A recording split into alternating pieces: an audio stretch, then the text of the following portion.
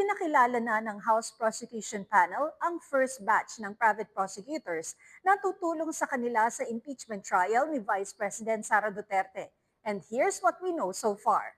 Apat sa private prosecutors ang dumalo sa press conference kanina ni na House Lead Impeachment Prosecutor Representative Jerry Luistro at House Impeachment Prosecutor Representative Chel Jokno.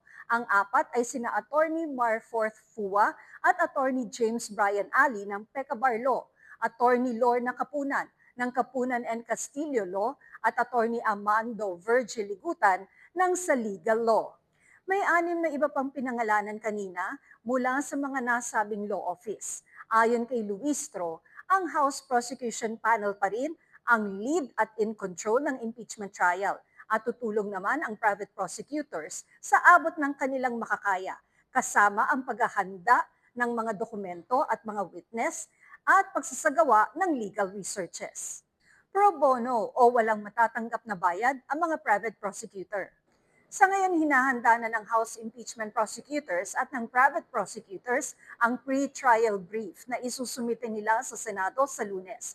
Kasama sa mga laman ng pre-trial brief ay ang listahan ng mga dokumento at witness na ipipresenta ng House Impeachment Prosecution Panel sa impeachment trial.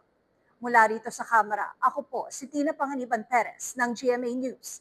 And this is what we know so far.